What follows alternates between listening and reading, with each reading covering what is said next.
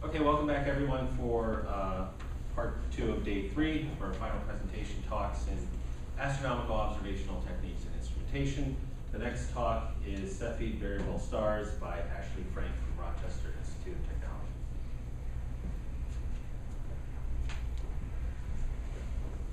So I'm Ashley Frank, and I'm going to discuss Cepheid variable stars, specifically what is the period for a Cepheid variable star and how can this period be found. My outline is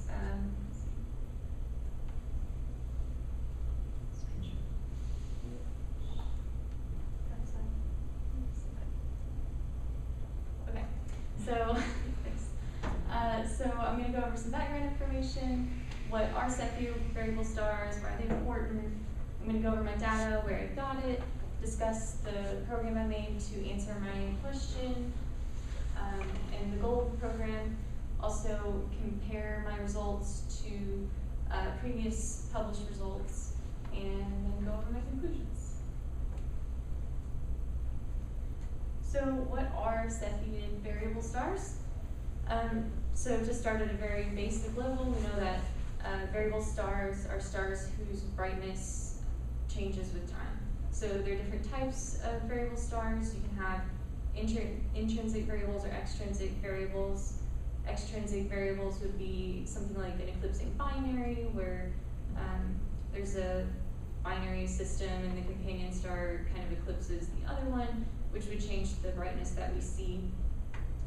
You can also have the intrinsic variables, so that would be what Cepheids fall under. And there are different types of intrinsic variables. Some would be like a supernova, that would be an explosive variable star. But Cepheids are pulsating variable stars, so their variability comes from the star shrinking or expanding, and it's something that is intrinsically changing with the star, it's not like being eclipsed or something. And the period could be on the order of days or months. There are different types of Cepheids, classical Cepheids, or there's also type 2 Cepheids, but I'm going to be focusing on the classical Cepheids. And they're very important. There's a relation between their period of pulsation and their luminosity, and that was discovered by Henrietta Leavitt. So she was looking at Cepheids and noticed that there was a relationship between the period she saw and the observed brightness that she saw. And so she realized that the stars she was looking at were all at approximately the same distance away, so she found a relationship between she was able to find a relationship between the luminosity and the period.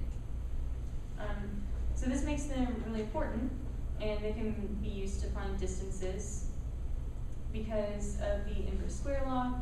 Since using the luminosity, since we can see the period, then we can find the luminosity because of the relationship, and then also we obviously know the observed brightness. So you can just solve the equation for distance, and that's one reason that they're really useful.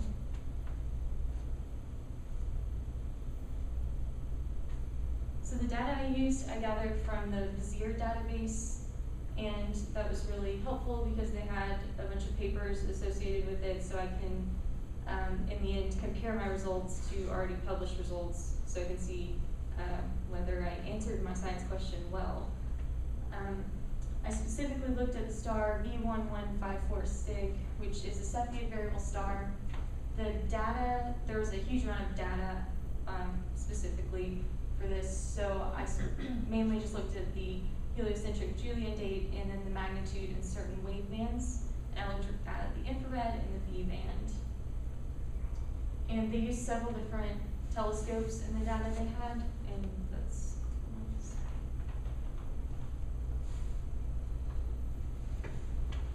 so in order to answer my question, I used Python, and the goal of my code was to find the period for the Cepheid variable star. But I had a lot of problems at first because the data was unevenly sampled, and I knew I wanted to use an FFT, and you have to have evenly sampled data for that. Another problem that I had that really freaked me out at first, because I didn't know if I was going to be able to answer my question, was it seemed like there wasn't enough data to really get a nice looking light curve. And bit more about that later. But my main procedure for doing this was to form a plot showing the time versus magnitude in the wavebands I looked at, and then focus specifically on areas of the plot where the amount of data seemed good enough to work with and get results from, and then use an FFT to move from the time domain to the frequency domain, and then end up finding the frequency in the period. So this was the first plot that I made, and this is showing the data in the V band. So we have the apparent magnitude and the time. And I know that for this star, the period is approximately 5 days or so. So you're not going to get much out of this plot because it's showing time from 0 to like 350 days. So it's just kind of a blob. And so if you zoom in on just a small portion of it, just looking at like date 220 to 240 or something, you can definitely see that it's periodic. And I know from reading previous papers that the period should be about 5 days. So I know that I knew I was on the right track because I am seeing some sort of period within each 5 day increment. One thing that was really frustrating is that normally when you look at light curves for a lot of stars, they'll take, I guess when the periods are shorter, it's easier for them to take like continuous data, or they take data at like smaller intervals so that you can make a plot and it forms this like beautiful curve. And that obviously was not what happened here because of how they sampled the data. Let's see. And another thing that's kind of frustrating is like for this point here, other points have really low like troughs, but here, if they had taken the data like 1 day later, you would get your point. It just seemed very strange to me. But I knew I could still get information out of this using an FFT because there's obviously some sort of period associated with it. So first, I needed to have evenly sampled data to use an FFT in Python.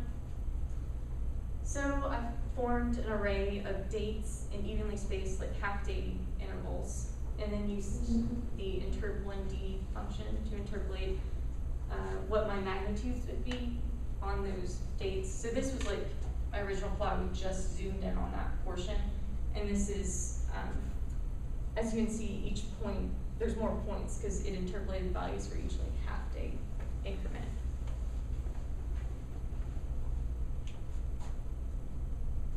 So then, after doing the FFT, so it's showing the frequency and the amplitude, and I obviously got some sort of peak here, which was nice. So it occurred at 0.202. So then, the period is over the frequency, so 1 over 0.22 is about 4.95 days, which is really close to what I should be getting, and so that was very encouraging. Most of this down here is just noise. Also, when I first did this plot, there was this really strange line, and I did like pre-whitening is what it's called, which I don't really fully understand that part, but it gets rid of linear trends, and it made it look better. And basically, I did the same thing for my infrared data. So this is showing the apparent magnitude in the I band, time from day 0 to 350, and it's just kind of a blob of stuff. But then I zoomed in on a portion of it that, let's see, about day 180 to 200. So as you can see at that point, this area.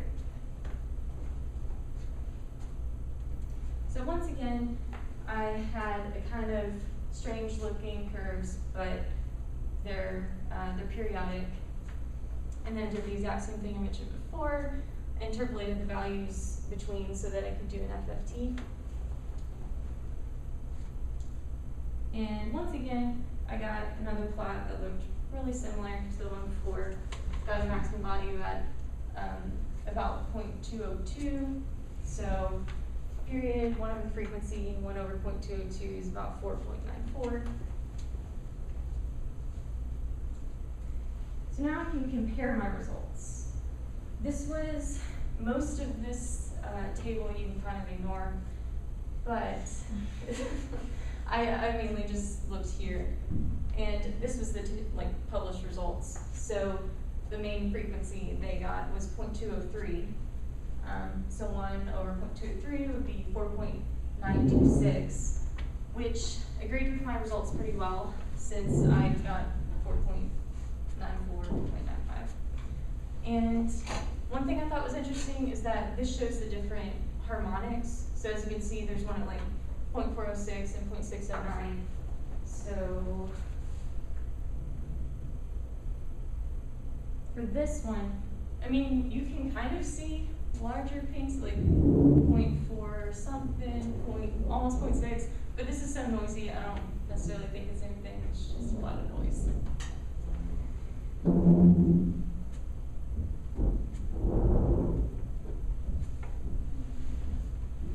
So this is also from the same paper where they showed the results.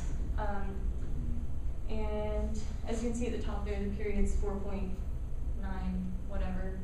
And magnitude, phase, and the different bands, so B band, V band, R, and I. And the different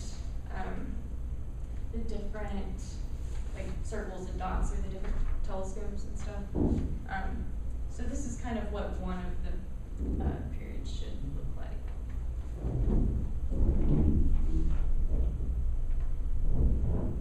So in conclusion, what's the period for, my question was, what is the period for a Cepheid variable star? How can this period be found? I did answer my question for my specific variable. I found the period was approximately 4.95 days, and it was kind of interesting to do because even with unevenly sampled data and data that I felt like wasn't necessarily going to give me a lot of information, using different techniques, I was able to get information out of it.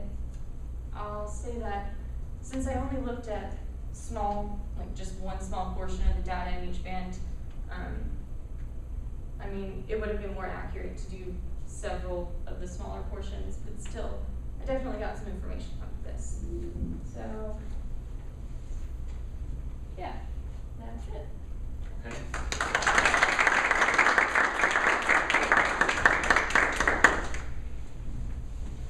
Yeah. When you were comparing your results to the you know, that big table that had the that one, is that like a combination? Did they do a combination of a bunch of different bands and average them? I'm actually not quite, I'm not exactly sure because I think I wondered that too. I assumed that because you should get the same, I'm pretty sure that in the different bands you should be getting the same period, maybe offset or something. So I assumed that's kind of what they did, but I'm not sure. I'm just wondering if you'd get their number if you had like a bunch of other bands too. Yeah. You were really close to their number. Yeah. Did you see that your, I guess, amplitude and phase was consistent with this table? Did you? Oh, or I did you looked- just compare frequency? I didn't look at this very much, but I do, let's see. I did look at like my magnitudes and stuff, but this stuff were similar for my original ones. I didn't pay much attention to the amplitude and phase though, but yeah.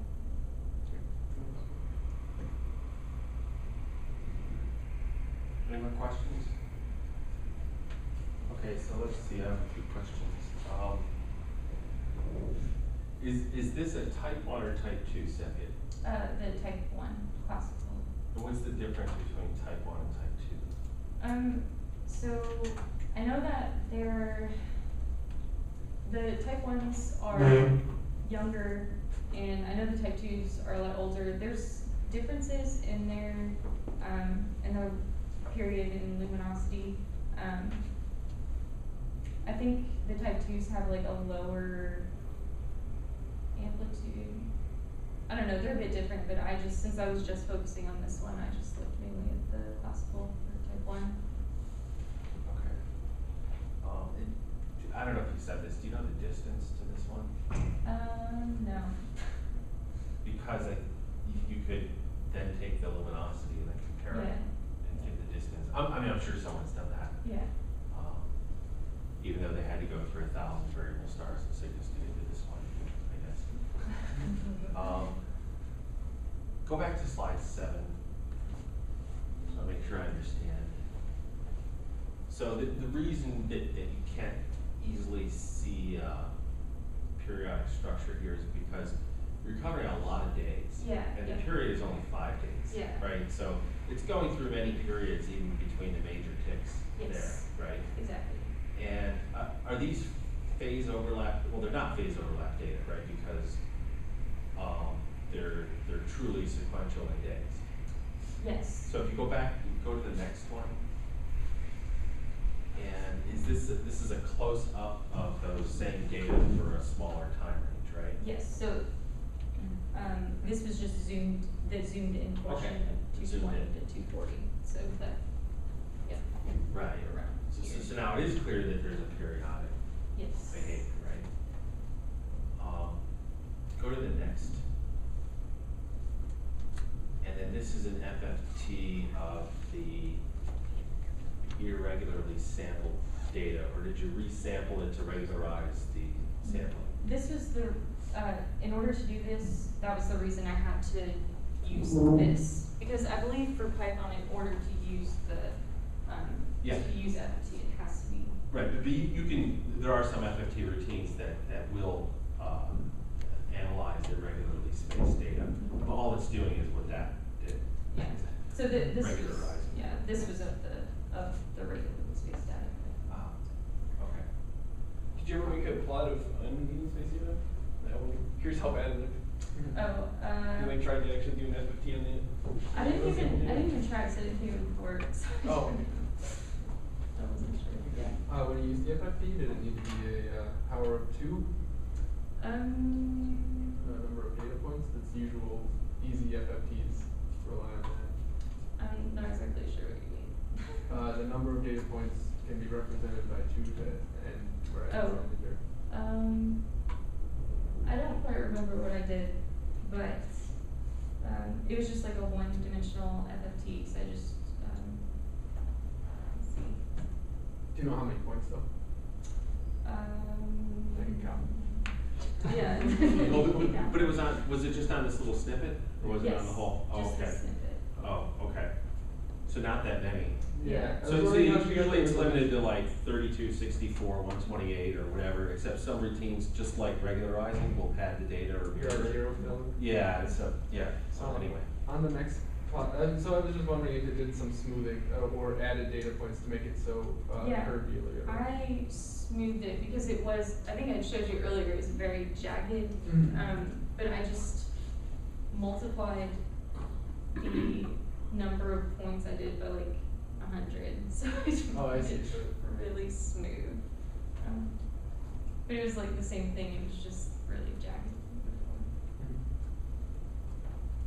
So you just said that you ran the FFT on a snippet of data.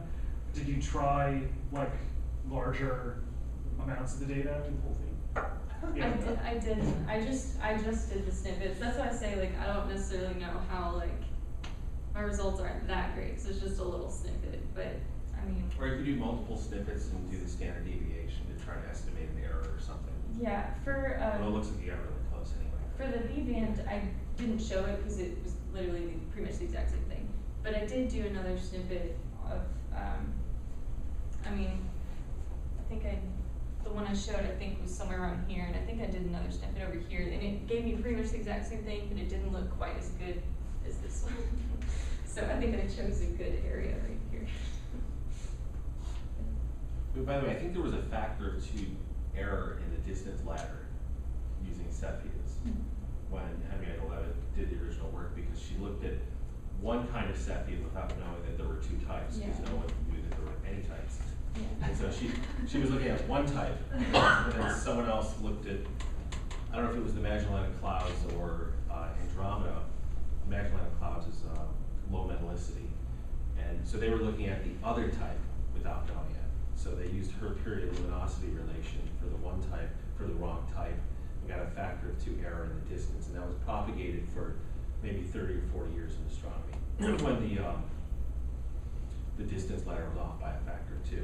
I think it was corrected in the 50s when someone realized there are 2 different types of Cepheid, and they made a correction. I think that's all